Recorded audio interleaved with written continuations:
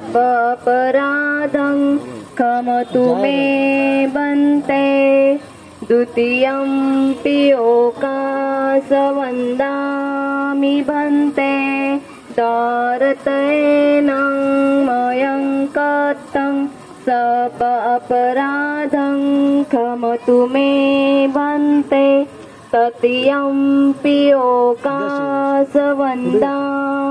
बन्ते दारतेन मयं कथं सप अपराधं क्षमतु मे बन्ते ओकासहं बन्ते तिसरणेन सहं पञ्चशीलं धम्मं याचामि अनुगहन् कृत्वा शीलं तेथ मे भन्ते द्वितीयं पियोकासहं भन्ते तिसरणेन सहं पञ्चशीलं धम्मं याचामि अनुगहन् कृत्वा शीलं तेथ मे भन्ते तृतीयं पियोकासहं भन्ते तिसरणेन सह पञ्चशीलं धम्मं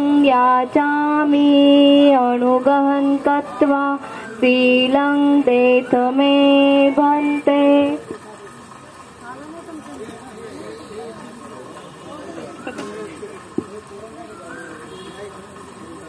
यमहं वदामि तं वदेथ।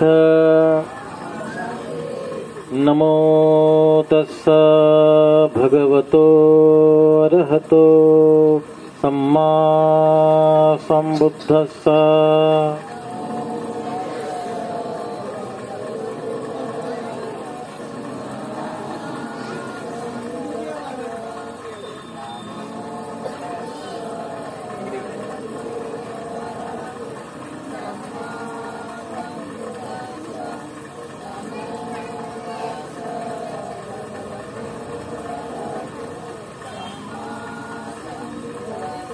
बुद्धं शरणं गच्छामि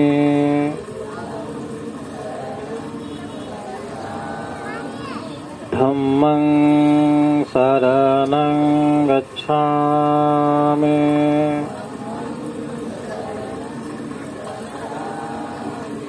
संघं शरणं गच्छामि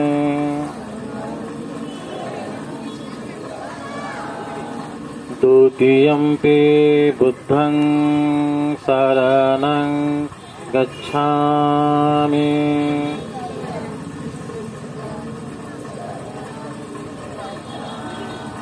द्वितीयंपि धम्मं शरणं गच्छामि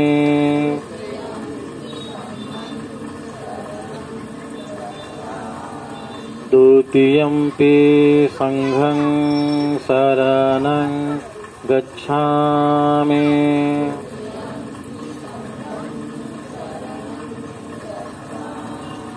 तृतीयंपि बुद्धं शरणं गच्छामि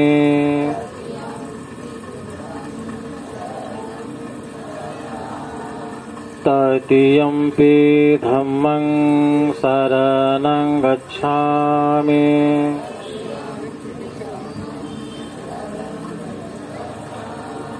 तृतीयंपि संघं शरणं गच्छामि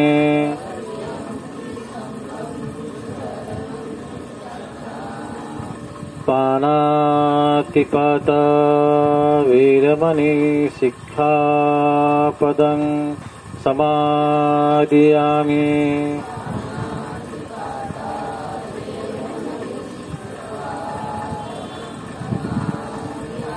अदिन्नादाना वीरमणि सिक्खापदं समादियामि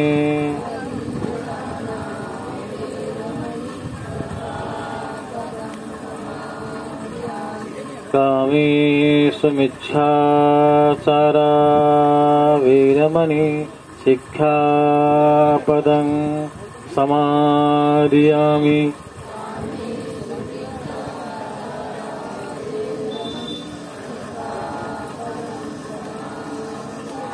मुस्सावादा वीरमणि सिक्खापदं समाधियामि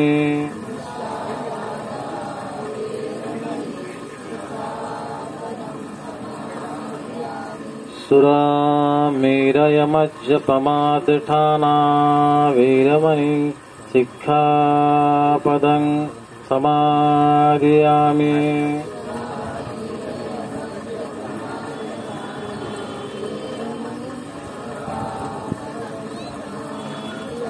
साधु साधु साधु सकल विज्जं विदुरयानं देवरूपं सुजीव विमलचक्षु गम्भीरकौशं गौरवर्णं सुखाय अभयचित्तं निभयकामं सुरतधम्मं सुपेम विरतराज्यं सुजननेतं भीमरावं सरामि भीमरावं सरामि भीमरावं सरामि दिव्य प्रभरत्न तु साधु वरदान तु अद्य कुलभूषण तु भीमराजा सकल विद्यापति ज्ञान सत्संगति शास्त्र शासन मति बुद्धि तेजा पंकजा नरवरा रत्न सौजन उद्धारा भगवंत मुचाखरा भक्त काजा चौदार संघरी शस्त्र धरिता करी आपला येऊरी रौद्र रूपा मुक्तिपथ कोणता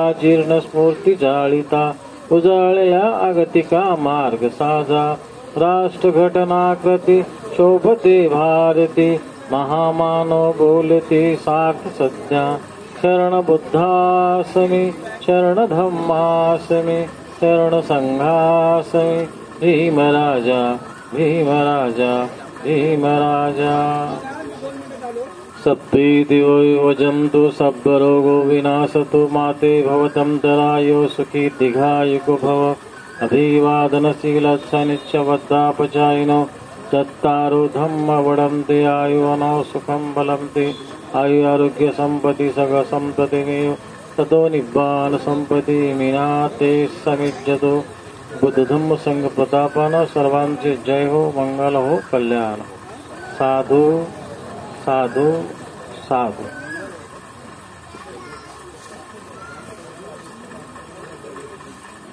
तर यावर्षी महात्मा फुले नगर नवयुवक मंडळ या ठिकाणी त्यांनी आपली बाबासाहेबांची मिरवणूक घेऊन ते स्तूपावरती आले. तर ही आनंदाची गोष्ट आहे की बुद्धस्तूप हा प्राचीन आहे, ऐतिहासिक आहे आणि म्हणून आपण बऱ्याच वर्षापासून आवाहन केलं की बाबा बुद्धस्तूपावरती मिरवणूक घेऊन या. त्या ठिकाणी या धम्माचा विचार भगवान बुद्धाच्या पदस्पर्शाने पावन झालेली भूमी, त्या ठिकाणी भगवान बुद्ध इथे आले, त्यांनी विहार केलं आणि त्याच्या 200 वर्षानंतर सम्राट अशोकाने हे स्तूपाची निर्मिती केली. हा स्तूप साची स्तूपाच्या अगोदरचा आहे आणि म्हणून तो मातीमध्ये खचल्यामुळे तो असाच आहे. ते बाबासाहेब आंबेडकरांनी सुद्धा बुद्ध जयंती केली 5 मे 1955ला. तर हा प्रदीर्घ काळ आहे. तर मागील 20-25 वर्षापासून भिक्षुणी संघमित्राचे इथे धम्माचं कार्य करतात. तर बौद्ध परंपरेमध्ये आपण पाहतो की बाबासाहेबांचा विचार की आपण जयंतीचा उद्देश काय. तर बाबासाहेबांच्या जन्मामुळे आपल्या जीवनामध्ये अगोदर 56च्या अगोदर अंधार होता, शिक्षण नव्हतं. विद्याविना मती गेली, मतीविना गती गेली, गतीविना भीती गेली आणि विताविना शूद्र खचले. इतके सारे अनर्थ एका विद्येने केले की ज्ञान नसल्यामुळे माणसाची कशी अधोगती होते ते आपण अनुभवले आहे, ती जोपासली आहे, ती प्रत्यक्ष अनुभवले. आणि म्हणून आपल्या बाबासाहेबांच्या जन्मामुळे आपल्या जीवनामध्ये जो बदल झाला तो महत्वाचा आहे की बाबासाहेबांच्या जीवनामुळे आपल्या जीवनातला अंधार संपला. सूर्यप्रकाशासारखं आपल्याला कुठे लक्ष दिसायला लागलं. कारण शिक्षण महत्वाचं आहे की बाबासाहेबांनी सांगितलं शिका, संघटित व्हा, संघर्ष करा. आणि म्हणून पूर्वीच्या काळामध्ये राजा हा आईच्या पोटामधून जन्मत होता ब्रिटिश गव्हर्नमेंटमध्ये. तर बाबासाहेबांनी आपल्याला लोकतंत्र दिलं. लोकतंत्रामध्ये 1 मॅन 1 व्होट 1 व्हॅल्यू की बाबासाहेबांच्या जन्मामुळे आपल्याला मतदानाचा अधिकार आला आणि मताच्या पेटीतून आपण आपला आमदार, आपला खासदार, आपला नगरसेवक, आपला महापौर, गावचा सरपंच मेंबर हे सगळ्या गोष्टी निवडण्याचा अधिकार आहे. आणि मतदानाचा अधिकाराची प्रक्रिया की जगातल्या प्रगल्भ देशामध्ये जसं की अमेरिका, रशिया सारख्या देशामध्ये महिलांना अनेक वर्ष लढा देऊन सुद्धा मतदानाचा अधिकार त्यांना फार उशिरा मिळाला. पण बाबासाहेब आंबेडकरांनी कॉन्स्टिट्यूशन ऑफ इंडियामध्ये जे आपल्याला भाषण स्वातंत्र्य आहे, राशन स्वातंत्र्य आहे, संचार करण्याचं स्वातंत्र्य आहे, महिलांना गर्भधारणेमध्ये सुट्टी मिळते, पेन्शन मिळते, नोकरीमध्ये आरक्षण मिळते, तर ह्या ज्या गोष्टी 12 घंट्याहून 8 घंट्याचं काम करण्याचा कायदा बाबासाहेबांनी बनवला कामगारासाठी. आणि म्हणून बाबासाहेबांच्या जन्मामुळे आपला जो समाज आहे की आपण गावकुसा बाहेर होतो, अज्ञान तर आपल्यामध्ये होतच, शिक्षण नव्हतं. आणि म्हणून बाबासाहेब आंबेडकरांनी आपल्याला त्यांच्या जन्मामुळे आपल्या जीवनातला अंधार संपला. आणि म्हणून बाबासाहेबांना आपण मानवंदना करतो की घराघरामध्ये म्हणलेलं स्वाभिमानी जिनाने हेच काम केले तर भीम जयंतीनं. की भीम जयंती करण्याचा उद्देश की आपल्याला बाबासाहेबांच्या जन्मामुळे आपल्या जीवनामध्ये स्वाभिमान प्रगत झाला, शिक्षणाचा अधिकार मिळाला. आणि म्हणून आपण पाहतो की काल परवा आपण बैलगाडीमध्ये सुद्धा बसून जात नव्हतो. गाव कुसाबाहेर आपलं गाव घर होतं, तिथे राहण्याची खाण्याची काही व्यवस्था नव्हती. शिक्षणामुळे फार आपण वंचित होतो. आज मराठी माध्यमाचं शिक्षण घेताना मुलांना नाकीनऊ येत होते. आज तर तुमची मुलं सगळे डिजिटल इंडिया इंग्लिश मीडियममध्ये शिकतात. आणि म्हणून बाबासाहेबांचे अनंत उपकार की आपल्या देशावर आहेत. त्यांनी भारतीय संविधानामध्ये सर्व समावेशक जे वेलफेअर स्टेटची संकल्पना होती ती बाबासाहेबांनी समाविष्ट केली. आणि म्हणून आपण पाहतो की जयंती आपण बाबासाहेबाची की बाबासाहेब हा डोक्यात घेऊन चालत नाही, तो डोक्यात घेतला पाहिजे. तर आपल्या मुलांना उच्च शिक्षित बनवलं पाहिजे, डॉक्टर, इंजिनियर, कलेक्टर, कमिशनर. की बाबासाहेब आंबेडकर मजूर मंत्री असताना ते दिल्लीला होते आणि त्या काळामध्ये एसीचा मुलगा नुकताच कलेक्टर झाला. तर तो त्या काळामध्ये तो लालदेवाच्या गाडीमध्ये फिरत होता. तर बाबासाहेबांनी त्याला बोलवलं की म्हणले बाबा तो ड्युटी संपल्यानंतर माझ्याकडे ये. तर त्या ठिकाणी ते बाबासाहेबांना भेटण्यासाठी तो मुलगा कलेक्टर गेला. तर बाबासाहेब अभ्यासामध्ये मग्न होते. आणि मग बाबासाहेबांनी बघितलं तर म्हणले बाबासाहेब मला अरे कधी आला तू? साहेब म्हणले मी बराच वेळ झाला. तर तुला बोलवण्याचं कारण काय? तर बाबासाहेब म्हणाले की तुझी जी लाल दिव्याची गाडी आहे ती तू आमच्या दलित वस्तीमधून फिरत राहा. की आमच्या एखाद्या भगिनीला वाटलं पाहिजे की माझा मुलगा कलेक्टर झाला पाहिजे, ते माझा मुलगा कमिशनर झाला पाहिजे, ते या उद्देशाने. आणि म्हणून आपण पाहतो की महाराष्ट्रामध्ये असंख्य कलेक्टर आपले झाले. भंडारा जिल्ह्यामध्ये 14 IAS झाले, कलेक्टर आहेत, कमिशनर आहेत, डॉक्टर आहेत, इंजिनियर आहेत. आणि म्हणून महिलांची प्रगती सुद्धा शिक्षणाशिवाय महिलांची प्रगती होणार नाही. कारण उपासनापात पुरुषांनी कुठलीच गोष्ट साध्य होत नाही. देवदेवता, भुवाबाजी, अन्नसौदा, कर्मकांड इत्यादी चालीरीतीवर विश्वास ठेवणारी आमची लोक आहेत. आणि म्हणून कुणी जरी काय केलं की बाबा देवानी फार केलं त्याच्यावरती विसंबून नाही. आम्हाला तर संतांनी सांगितलं की ठेवेले अनंत तैशीचे राहावे, चित्ती असू द्यावी समाधान. की दैव, नसीब, चमत्कार याच्यावरती आपण विसंबून होतो. कारण बाबासाहेब म्हणतात आकाशात ते तारे जर आपलं भविष्य ठरू लागले तर आपल्या बुद्धीचे आणि आपल्या मनगडाच्या ताकदीचा काय उपयोग काय. म्हणून बाबासाहेब म्हणले शिका, जे शिकले ते टिकले. शिक्षण हे वागण्याचे युद्ध आहे, जो प्राशन करेल ते गुरगुरल्याशिवाय राहणार नाही. आणि म्हणून आज आपण पाहतो की आपल्या स्त्रिया विमान चालवतात, हेलिकॉप्टर चालवतात, ट्रेन चालवतात, बस चालवतात. आणि मग शिक्षणामुळे हे परिवर्तन आहे की आपल्यामध्ये जोपर्यंत शिक्षण नाही तोपर्यंत आपली प्रगती होणार नाही. आणि म्हणून खऱ्या अर्थानं आपण बाबासाहेबांचा विचार आपल्या पुढच्या पिढीला सुद्धा की बाबासाहेबांची विद्वता की बाबासाहेबांच्या जन्मामुळे आमच्या जीवनामध्ये सोनेरी पहाट आहे. उद्धरली कोटी कुळे भीमा तुझ्या जन्मामुळे. आणि म्हणून आपण पाहतो की बाबासाहेब दरवर्षी आपण जयंती करतो, पण आपल्यामध्ये विचाराचं परिवर्तन होणं गरजेचं आहे. आपल्यामध्ये अज्ञान हे लोप पावलं पाहिजे आणि ज्ञानाचं संवर्धन झालं पाहिजे. यासाठी आपण प्रयत्न केला पाहिजे ते. आणि खऱ्या अर्थानं आपण या ठिकाणी बुद्धस्तूपाला आपण आलात. महात्मा फुले नगर आणि नवयुग मंडळाचं मी पुन्हा एकदा स्वागत करतो की त्यांनी प्रत्येक वर्षी आपली मिरवणूक या ठिकाणी घेऊन यावी. आपण हा जो विचाराचा वारसा आहे तो आपण विचाराने बाबासाहेबांच्या विचाराने प्रेरित होऊन भगवान बुद्धाचा आदर्श, भगवान बुद्धाचं जे शील, समाधी, प्रज्ञा, करुणा, मैत्री हे आपण आचरणात आणलं पाहिजे ते. आणि त्या ठिकाणी आपण पाहतो की या ठिकाणी दरबारी वंदना होतेच. तर बुद्ध जयंती सुद्धा 12 मेला आहे, 1 महिन्यानंतर. आणि आपण या अनुषंगाने की जयंतीचा आजचा कार्यक्रम केला म्हणजे आपली जबाबदारी संपली नाही. तर आपल्या मुलाला चांगलं शिक्षण देणं, चांगले विचार आत्मसात करणं, खऱ्या अर्थाने आपल्यामध्ये दैववाद सोडून, चमत्कार सोडून आपण विद्वता प्राप्त केली पाहिजे. आणि मग जो त्यासाठी बाबासाहेबांचा मूलमंत्र आपण ध्यानात ठेवून आपल्या मुलाला चांगलं शिक्षण दिलं पाहिजे ते.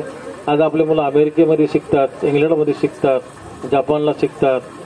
बाबासाहेब आंबेडकरांची जी बार्टी नावाची संस्था आहे पुण्याला, त्या संस्थेमार्फत सुद्धा मुलांना 1.5 कोटी 2 कोटीपर्यंत स्कॉलरशिप मिळते. जे खरंच त्यांची योग्यता आहे. अशा मुलांना त्या संस्थेकडून स्कॉलरशिप सुद्धा मिळते. आणि म्हणून खऱ्या अर्थाने की आपण बाबासाहेब डोक्यात घेतला पाहिजे. ते बाबासाहेबचा जो विचार आहे की शिक्षणामुळे बदल होतो, शिक्षणामुळे क्रांती प्रतिक्रांती होते. कारण सत्य असत्याची परिभाषा जी आहे ती ज्ञानाशिवाय माणसाला कळत नाही. माणसाला डोळे आहेत, कान आहे, नाक आहे, जीभ आहे. प्रत्येक गोष्ट की आपल्याला डोळे पाहण्यासाठी आहेत, कान ऐकण्यासाठी आहेत, जीभ ही चव घेण्यासाठी आहे आणि स्पर्श आपण हाताने करतो. पंख्याची हवा पण आपल्याला ती जाणवते पण ती आपण तिला धरू शकत नाही ना. तर आपण की परंपरेने चाललेल्या काही गोष्टी असतात ते माणसं काय काय पाळतात पण त्याच्यापासून काही फायदा नाही. जे विज्ञानवादी धम्म भगवान बुद्धाचा बाबासाहेबांनी दिला त्या धम्माचं अनुसरण करणं आणि खऱ्या अर्थाने बाबासाहेबांचा विचार की महिलांनी उपवासाचं पालन केलं पाहिजे. ते बौद्ध धर्मामध्ये जे सील आहे, अष्टमी आहे, पौर्णिमा आहे, अमावस्या आहे त्याच्यामध्ये उपस्थित केलं पाहिजे. त्यांना आपल्या मुलाला आपल्याकडे पॅगोडा आहे विपश्यना सेंटरसाठी तिथेही ध्यान केलं पाहिजे. ते इथे पालघरला सुद्धा केंद्र आहे. आणि म्हणून बाबासाहेबांचा जयंतीचा जयघोष जगातल्या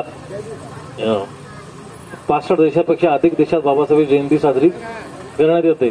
आपण पाहतो की गावकोसाबाहेर आपल्याला निळा झेंडा लावायची अनुमती लोक देत नाहीत किंवा वेअर बांधण्याची परवानगी देत नाहीत. पण आपण पाहतो की व्हाईट हाऊस अमेरिकेमध्ये ज्या अमेरिकेच्या ध्वजाबरोबर निळा ध्वजही त्या ठिकाणी लावण्यात आला. आणि म्हणून ही किमया फक्त बाबासाहेबांची आहे. बाबासाहेबांची जयंती करून आपण त्यांची ऋण फेडू शकत नाही. आणि म्हणून बाबासाहेब आंबेडकरांनी सामाजिक समतेसाठी जो लढा दिला, बाबासाहेबांनी आपले 4 पुत्र गमावले, 3 मुले आणि 1 मुलगी, राजरत्न, रमेश, गंगाधर आणि इंदू नावाची मुलगी. तरी म्हणून बाबासाहेब आंबेडकरांना समजा की माझा समाज सुधारला पाहिजे. ते बाबासाहेब बोलले की ज्या समाजात मी जन्मलो त्या समाजाची गुलामगिरी नष्ट करण्यास अपयशी ठरलो तर स्वतःला गोळी घाल. फक्त बाबासाहेब बोललेच नाही तर त्यांनी ते प्रत्यक्ष करून दाखवलं. आणि मग खऱ्या अर्थानं आपला समाज हा बाबासाहेबांच्या आशीर्वादाने नटला. खऱ्या अर्थाने आपण बाबासाहेबांची जयंती दरवर्षी करतो. ते 14 एप्रिलपासून ते 30 एप्रिलपर्यंत देशामध्ये 2000 कोटीची उलाढाल होते. आणि म्हणून बाबासाहेबांचा विचार आपण आपल्या आचरणातून तो प्रतीत आणला पाहिजे. तरच खऱ्या अर्थाने आपण बाबासाहेबांच्या विचाराचे पाईक बनू.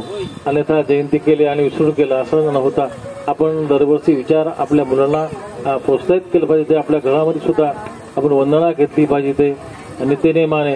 तरच आपला हा विचार सार्थक ठरेल की येणाऱ्या काळामध्ये बाबासाहेबांना जसं आपण म्हणतो की शुक्रवारी जर लोक म्हणते की मुसलमान दिसले तर आपण म्हणतो की ते मस्जिदमध्ये जात आहेत. रविवारी जर काही लोक चर्चमध्ये जात आहेत आपण म्हणतो ख्रिश्चन चर्चमध्ये जात आहेत, काही नाही हिंदू देवळात जात आहेत. पण बौद्ध लोक जेव्हा शपथ वस्त्र परिधान करून जेव्हा वंदना अगरबत्ती मेणबत्ती घेऊन तेव्हा लोक म्हणतात किंवा लोक बुद्धिस्ट लोक आहेत हे बुद्ध देण्यासाठी जात आहेत. तर तेव्हा आपल्याला बौद्ध माणूस कसा असावा, तो रागीट असता कामा नये. काही नाही, त्यांनी रागाला दमन केलं पाहिजे. नाही, त्यांना मैत्री असली पाहिजे, करुणा असली पाहिजे, शील असली पाहिजे. आणि येणाऱ्या काळामध्ये की बाबासाहेबांना असणारा अभिप्रेत असणारा अनुयायी तो निर्माण झाला पाहिजे. तेव्हा अधिक भाष्य न करता आपलं पुन्हा एकदा सर्वांचं स्वागत करतो. आणि बुद्धगया येथील जो बुद्धिस्ट टेम्पल मॅनेजमेंट ऍक्ट आहे या संदर्भामध्ये पूज्य भक्ती संघमित्राजी आपल्याला विचार सांगतील ते आपण ऐकावे. त्यानंतर भोजनाची व्यवस्था या ठिकाणी केलीच आहे. सर्वांनी भोजन घ्यायचं आहे. महाबोधी महाविहार जे आहे बिहारमध्ये भगवान बुद्धाला बुद्धत्व प्राप्त झालं त्या ठिकाणचं जे विहार संदर्भामध्ये भिक्षुनी संघमित्राशी आपल्याशी धम्मचर्चा करतील, आपल्याला मार्गदर्शन करतील. सर्वांना जय भीम. जेवण आहे मोठ्यानं बोला. सर्वांना जय भीम, जय भीम, जय भीम. सर्वांचं मनपूर्वक तुम्हाला मंगलमैत्री आणि आशीर्वाद. आज या ठिकाणी बाबासाहेब आंबेडकर यांच्या जयंतीनिमित्त तुम्ही सर्व या ठिकाणी बौद्ध स्तूपाला भेट देण्यासाठी आलात तर आनंदाचीच गोष्ट आहे. आजचा बाबासाहेबांचा जन्मदिवस आहे. जर बाबासाहेबांनी जन्म घेतला नसता या भूमीमध्ये तर तुम्ही आम्ही कोण होतो, काय होतो, कशी होतो. आम्ही सुद्धा आमच्या सुद्धा अंगावर हे भगवं कपडे नसतं आणि तुम्हाला सुद्धा ही पांढरे कपडे घालण्याची सुद्धा तुम्हाला कोणी परवानगी दिली नसती ना घालून सुद्धा दिलं नसतं. तर हे सर्व आपल्याला बाबासाहेबांमुळे मिळालेलं आहे. या ठिकाणी आजच्या या 2025 मध्ये खरोखरच भरपूर काय उलाढाली होत आहेत, चांगल्या खूप होत आहेत. लोक जागृत सुद्धा होत आहेत. या ठिकाणी आम्हाला नवीन नवीन चेहरे सुद्धा दिसतात की ज्या ह्या बौद्ध स्तूपावर गेल्या 25 वर्षापासून ज्यांनी प्रचार केलेला आहे काना कोपऱ्यामध्ये जाऊन पावसा पाण्यातून अशांचे चेहरे दिसत आहेत. लहानाची मोठी मुलं झालेली दिसत आहे त्या ठिकाणी. तर ही सुद्धा आनंदाची गोष्ट आहे. घरात बसू नका, झोपू नका. बाबासाहेब म्हटले सोंग केलेली आहेत ना, सोंग त्यांना उठवू नका. सोंग झोपेची, मी नाही उठत, जाऊ दे नंतर येऊ. परंतु झोपलेली असतील त्यांना तुम्ही उठवा, ती खरोखरच त्यांना झोप लागलेली आहे. पण झोपायची वेळ नाही, किती दिवस झोपायचं. बाबासाहेबांमुळे आपल्याला हे सर्व दिसलेलं आहे, सर्व मिळालेलं आहे. मग आपण किती दिवस झोपून राहायचं आणि किती दिवस आपली कामं करत राहायचं. तुम्ही आपली कामं करता करता एक दिवस मरूनच जाणार. तुम्ही काय, मी काय, मरूनच जाणार. परंतु बाबासाहेबांनी जशी क्रांती केली त्याच्यामुळे आपल्याला खरोखरच मान सन्मान मिळालेला आहे. बाबासाहेबांनी क्रांती केली नसती, कालाराम मंदिराची केली नसती, चौदार तळ्याची केली नसती, तर आपल्याला पाणी सुद्धा प्यायला दिलं नसतं. बाबासाहेबांना पाणी प्यायला भेटत नव्हतं म्हणून ते महाडला गेले नव्हतं की इकडे कुठं पाणीच भेटत नाही आणि मला पाणीच पियायचं आहे त्या ठिकाणी, त्या तलावाचं तेच तलाव होता असं नाहीये. की बाबासाहेब महाडला का गेलं, महाडच्याच ठिकाणी बाबासाहेबांनी त्या 14 तळ्याला पाणी पिण्यासाठी तिथं क्रांती का केली. कारण महाडमध्ये जास्तीत जास्त ब्राह्मण वर्ग होता आणि हा ब्राह्मण वर्ग इतका जातीभेदीचा होता की आमच्या टायमात सुद्धा ग्लास वेगळं ठेवलं जात होतं आणि त्याच ग्लासात पाणी प्यायचं ना बाजूला ठेवायचं तेच ग्लास. कारण आम्ही त्या ठिकाणी बाजारासाठी जात होतो, घरच्या बाजारासाठी. ही सगळी परिस्थिती आम्हाला माहिती आहे, परंतु नवीन पिढीला माहिती पाहिजे की बाबासाहेब त्या ठिकाणी क्रांती करण्यासाठी का गेला. बाबासाहेबांनी मनुस्मृती तिथे का जाळली. कारण मनूचा विचार, या ब्राह्मणाचा विचार त्यांच्या ग्रंथामध्ये भरलेलं होतं आणि धडक बाबासाहेबांनी मागचा पुढचा विचार न करता त्यांनी त्याचा अभ्यास केला आणि तिथंच ते मनुस्मृतीला दहन केलं, मनुस्मृती जाळून टाकले आणि सर्व आपल्याला अधिकार दिला, महिलांना सुद्धा अधिकार दिला. म्हणून जो महिलांचा जो मुक्तीचा दिवस आहे तर तो 25 डिसेंबर आहे, महिलांनी समजलं पाहिजे. पण महिला त्या जागतिक जो महिला दिन असतो तोच फक्त साजरा करतात आणि बाबासाहेबांनी मनुस्मृती जाळली, हिंदू कोड बिल तयार केलं, संविधान तयार केलं, ह्याच्याकडे कोणाचं लक्ष नसतं. तर हे बाबासाहेबांनी जी क्रांती केलेली आहे ते आपल्या लक्षात असली पाहिजे की कुठे कुठे बाबासाहेबांनी क्रांती केली. बाबासाहेब म्हटले मी हिंदू म्हणून जन्मास आले का, माझ्या हातचं नाही ना, आईच्या पोटात माझा जन्म झाला पण माझ्या हातचं आहे. मी हिंदू म्हणून जन्मास आलो पण मी हिंदू म्हणून मरणार नाही, मी बौद्ध म्हणूनच मरणार. महापुरुष जसं बोलतात ना तसं तसं होतं. तर महापुरुषांनी बोललेले शब्द की मी हिंदू म्हणून जन्मास आलो पण हिंदू म्हणून मी मरणार नाही, खरोखरच बाबासाहेब आंबेडकरांनी 35ला त्यांनी घोषणा केली होती, 1935ला. आणि 1956ला बाबासाहेबांनी धर्मांतर केलं आणि 55 दिवसामध्ये बाबासाहेब तुम्हा आम्हाला सर्वांना सोडून गेले. जर बाबासाहेब जिवंत असतं तर अजून किती आपल्याला प्रगती आपली झाली असती, कितीतरी माहिती आपल्याला भेटली असती. परंतु समाजाने बाबासाहेबांच्या पाठीमागं सुद्धा शोध आणि बौद्ध धर्माचा घेतला. ज्या ज्या ठिकाणी बाबासाहेबांनी ज्या ठिकाणी क्रांती केली त्या त्या ठिकाणी जायला लागला. बाबासाहेब आंबेडकरांनी येवल्याला घोषणा केली, येवल्याला लोक आता भरमसाठ जायला लागले. बाबासाहेब आंबेडकर पुण्या त्या ठिकाणी गेलो होते 1 जानेवारीला, तिथे सुद्धा लोकांचा लाखो करोडो लोकांचा भरणा होत चाललेला आहे. बाबासाहेब आंबेडकरांनी महाडच्या 14 तळ्यावर त्यांनी मनुस्मृती जाळली. बाबासाहेब आंबेडकरांनी त्या तलावाचं पाणी प्यायला तिथपर्यंत लोक जातात, जागृत आहेत आणि आपण जागं झालं पाहिजे. कारण आपण जर झोपलं तर आपलं जे आहे ते सर्व लोक घेऊन जातील. कारण संपूर्ण महाबोधी महाविहार पहिलंच गिळून टाकलेलं आहे, पहिलंच गिळून टाकलेलं आहे. अनेक पर्यटन लोक जातात त्या ठिकाणी, ते महाबोधी विहार आहे, हा बोधी वृक्ष आहे आणि मग इथे भगवान बुद्धाने परिक्रमा केली, चला बाहेर पडले. परंतु त्या ठिकाणी जाणाऱ्या पर्यटकांनी त्या ठिकाणी काय होत आहे ते त्याने पाहिलं नाही, त्या विहारात काय होत आहे ते पाहिलं नाही. त्या ठिकाणी सुराई ससाईने जे आंदोलन केलं तेव्हा त्या ठिकाणचं संपूर्ण देवस्थानं होतं ती त्यांनी उचलली होती. परंतु त्या ठिकाणी ज्या मूर्त्या आहेत त्या पांडव नाही, कुठलं देव नाही, त्या बुद्धाच्याच मूर्त्या आहेत. परंतु पंडे लोक त्या ठिकाणी जाऊन पूजा करतात. परंतु हे आपल्याला आता दिसत आहे पण ते पूर्वीपासूनच करत आहेत. त्या ठिकाणी गणेशाची जी मूर्ती बसवलेली आहे, मी 2005 मध्ये ती गणेशाची मूर्ती पाहिली होती की त्या ठिकाणी आम्ही सामनेर बनवलं होतं. 2005 मध्ये बरेचसे सामनेर आमच्याकडे होतं. जागा नाही म्हणून आम्ही म्हटलं चला वरती. मग वरती गेल्याच्या नंतर त्या बोधिवृक्षाखाली ती गणेशाची मूर्ती होती. परंतु काही का होईना 20-25 वर्षांनी आपल्याला तर समजतंय, त्यासाठी आपल्याला घरात न बसता मैदानात उतरलं पाहिजे. आज भिक्षू संघ मैदानामध्ये उतरलेला आहे. आताचा दिवस कसा आहे तुम्हाला माहिती आहे. आपल्या महाराष्ट्रात पण महाराष्ट्रापेक्षा बिहारमध्ये किती गरमी आहे तुम्हाला माहिती आहे. हे जेव्हा अनशनमध्ये बसलेलं होतं, पाणी सुद्धा पित नव्हतं त्या ठिकाणी, त्यावेळी अर्ध्या रात्री त्यांना 12:30 वाजता पोलिसांनी उचलले की तुम्ही इथून उठा म्हणून. कोणासाठी बसलेलं होतं ते कोणासाठी बसलेलं होतं? समाजासाठी. महाबोधी महाविहाराची प्रगती व्हावी, महाबोधी महाविहारामध्ये हे जे चाललेलं आहे बंद झालं पाहिजे. बौद्धांचं सदस्य त्या कमिटीवर घेतलं पाहिजे, ह्याच्यासाठी बसलेत का नाही? मग त्या ठिकाणातून त्या वेळेस तिथलाच पुरा सरकारने त्यांना कुठे जागा दिली, महाबोधी महाविहाराच्या पासून 2 ते 3 किलोमीटर लांब दिले. त्या ठिकाणी ते लोक असा मंडप टाकलेला आहे आणि लोक उन्हातानामध्ये बसलेले आहेत. कोणाला उलट्याही होतात, कोण आजारी पडतात त्या ठिकाणी, कारण ऊन लागत आहे. आपल्या या ठिकाणी झाडं आहेत पण त्या ठिकाणी झाड नाही आहे. असं न झाड असताना असं मंडप टाकून बसलेलं आहेत. आपण बसायचं का झोपायचं का? आपण त्या विहाराला साथ देण्यासाठी, त्या आंदोलनाला साथ देण्यासाठी आपण जाऊ शकत नाही? आपली गरीब लोक आहेत का? काल मी विचारलं या ठिकाणी काम करणाऱ्या मुलांना, तुम्हाला या ठिकाणी या मंडपाला किती तुम्हाला रोज देतो? म्हणला 1000 रुपये. जर 1000 रुपये माणूस जर कमवत असेल तर 700 रुपये जाण्याचं सिल्फरचं आहेत, 700 रुपये येण्याचं आहेत. आपल्याकडे पैसे नाहीत का? मग आपण या आंदोलनाला भेट दिली पाहिजे. उत्तर प्रदेश, मध्य प्रदेश, गुजरात, विदर्भ, मराठवाडा लोक ग्रुपनी चाललेत. लोकांना तिकीट नाही, लोक बसने चाललेले आहेत. एवढंच नाही, लोक धान्य सहित, कूलर सहित, पंख्या सहित, गाद्या, मच्छरदाणे आणि इथून लोक त्या बसलेल्या आंदोलनासाठी काय करत आहेत? पुरवत आहेत.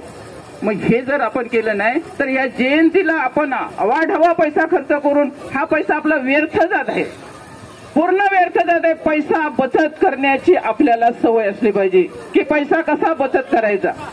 आपले बॅनर किती होत असतात, त्या बॅनरवर फोटो किती होत असतात, त्या बॅनरला पैसा किती होत असतो. मी एका बॅनरवाल्याकडे गेली, उमेशकडे म्हटले माझा बॅनर आहे ना 10 वर्षे झाली. तो हसायला लागला, 10 वर्षे म्हणजे त्याच्यावर मी तारीखही टाकली नाही, नावही टाकली नाही. तो बॅनर इथं लावते, काढून घेऊन जाते, परत जयंती आली का लावते.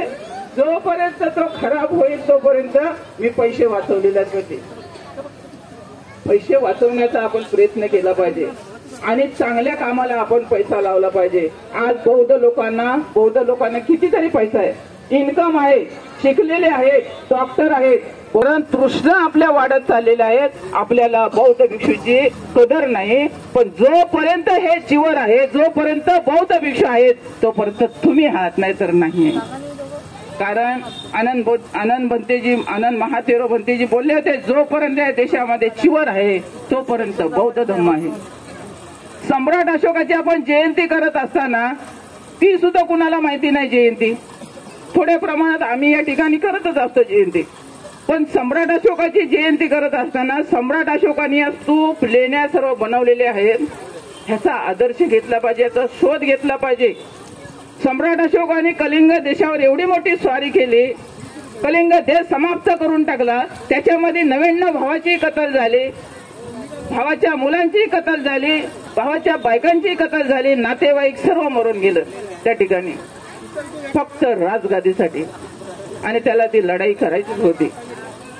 त्या भावाभावामध्ये वाद चालले होते आणि कलिंग देश हा त्याला जिंकायचा होता, म्हणून त्याला लढाई करायची होती. पण लढाई केल्याच्या नंतर हा सम्राट अशोक जिंकला आणि सम्राट अशोकाने बौद्ध धर्म स्वीकारला. आणि नंतर ह्या लेण्या स्तूप भगवान बुद्धांच्या ज्या ज्या ठिकाणी आहेत त्या त्या ठिकाणी त्यांनी कोरल्या. सम्राट अशोकाने बॅनर त्या टाइमात नव्हतं, त्यांनी दगडावर कोरला. आता पाली शिकतात ना लोक, तेव्हा ते वाचायला जातात, फोटो काढतात की सम्राट अशोकाने ह्या दगडावर काय कोरलेलं आहे. परिपूर्ण देशामध्ये सम्राट अशोकाने लेण्या, स्तूप आणि विहार बनवलेले आहेत. भिक्षूंसाठी विहार बनवले. 100 कोटीचं अगोदर दान दिलं होतं. परंतु एवढं करत असताना सम्राट अशोकाने त्या आताच्या ज्या पानपोई आहेत, पानपोई, सम्राट अशोकाने पूर्ण रस्त्याच्या कडेला त्यांनी विहिरी खोदल्या. विहिरी खोदल्या की लोक चालता चालता पाणी पिऊन पुढे जातील चालत असताना, कारण पहिला चालतानाच प्रवास होता, चालतच प्रवास होता. सम्राट अशोकाने धर्मशाळा बांधल्या. धर्मशाळा आताची संकल्पना आहे ती समाज मंदिर, आणि तीच संकल्पना सम्राट अशोकाने धर्मशाळा म्हणून बांधल्या की या धर्मशाळेमध्ये लोक विश्रांती करून पुढे जाऊ शकतात. सम्राट अशोकाने पक्षीसाठी त्यांनी दवाखाने काढले, माणसासाठी दवाखाने काढले, रस्त्याच्या कडेला झाडं लावली, सर्वस्व त्याने अर्पण केलं. आणि सोन्याची झारी घेऊन मोगली गुत्ता तिस्सा त्यांच्या गुरु तिथे गेल्याच्या नंतर त्यांनी सांगितलं, मी आता तुमच्या हातावर सोन्याच्या झारीने पाणी ओतत आहे की मला तुम्ही धम्माचा दायक बनवा. तेव्हा मोगली पुत्र तिस्सा म्हटलं, एवढ्याने तुझं काय होणार आहे? पृथ्वीपासून ब्रह्मलोकापर्यंत जरी तू ती राज दिली तरी तू दायक होऊ शकत नाही. तुझी मुलं देशील तेव्हा तू दायक होऊ शकतो. सम्राट अशोकाने आपली मुलं दान दिली धम्माच्या प्रचारासाठी. संघमित्रा त्यांची मुलगी आणि महेंद्र, आणि तीच ह्या सोपारा मार्गाने श्रीलंकेमध्ये गेली. श्रीलंकेमध्ये बुद्धिस्ट देश झाला. त्या ठिकाणी बौद्ध धर्माचा प्रचार प्रसार सम्राट अशोकाने देशाच्या बाहेर सुद्धा केला. त्या सम्राट अशोकाचा आपण आदर्श घेतला पाहिजे.